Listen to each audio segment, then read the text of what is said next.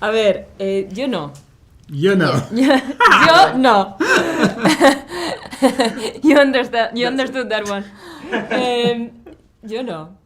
La verdad es que creo que también en cuanto a presión, siento que para Eddie fue muy distinto porque él ha interpretado al Chacal. Yo estoy interpretando un personaje que ni siquiera existía en las versiones anteriores. Es un nuevo giro que se le da a este nuevo Chacal, que creo que es como más moderno, que lo humaniza mucho también el hecho de tener una vida personal, paralela a lo que hace, a toda la crueldad que desata ahí cuando está haciendo su trabajo. Entonces, no soy muy fan yo de verlas. A veces me condicionan un poco, ¿sabes? Pero sabías que era un Sí. titularaco, ¿no? Una novela Sí. también legendaria, y no sé si a eso me refería, a cierta presión en plan de, uy, esto es venerado por muchos, es un clásico, aunque yo no lo haya visto, esto es un clásico. No, yo no sentí mucho esa presión.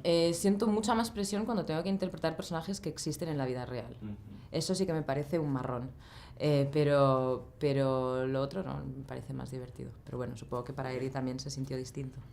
I mean, for me, it was like I had grown up watching the original movie. It was one of my father's favorite films, and so when these scripts arrived in my inbox, my initial instinct was like, no way, like you don't butcher a classic, you don't touch that.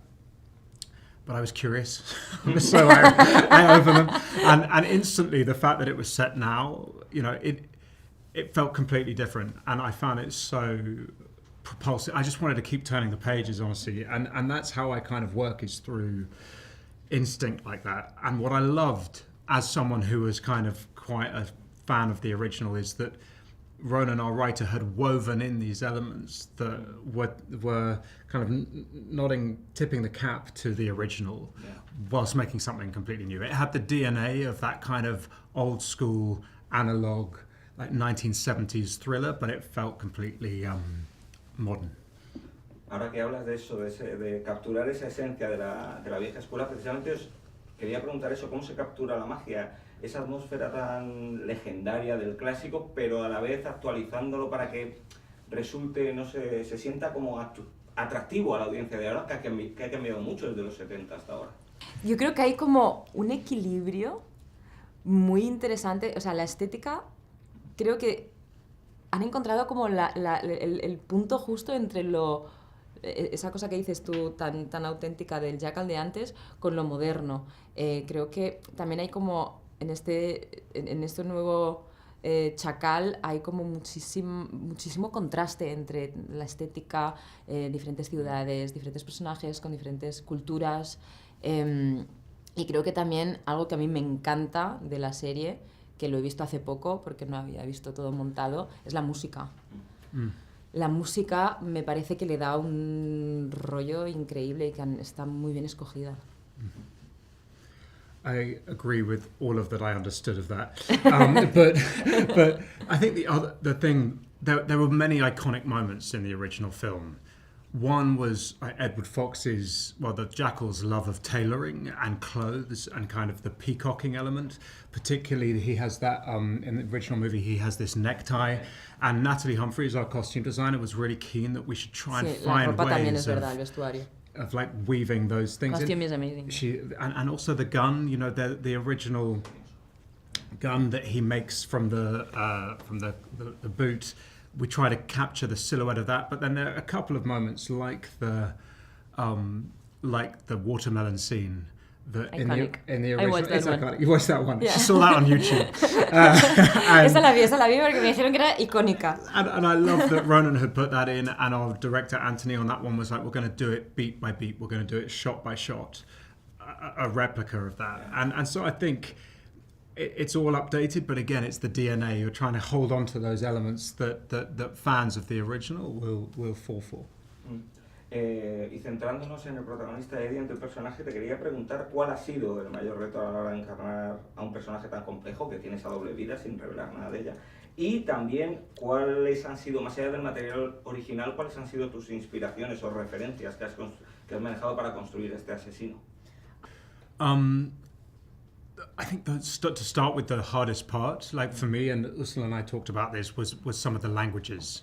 I don't speak a word of German. and quite a few scenes are in German. And Ursula was telling me how when she started doing English films, she had to kind of learn the words phonetically, and which seems bonkers to me, but that's kind of what I had to do in this with some of the German, and I have like 3 lines of Spanish. I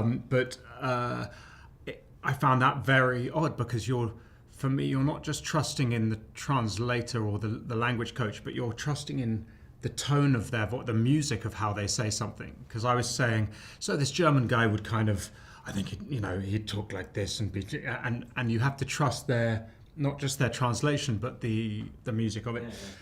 As far as inspirations, one thing that was very inspiring to me was there was this interview of David Bowie in the 70s when he's dressed in a suit rather than in one of his big looks, and it was one of the first times that he was just presenting himself as himself, and the way he is in that interview, the stillness, the way he listens was very inspiring, and also the way he talked about using different disguises to kind of hide parts of himself.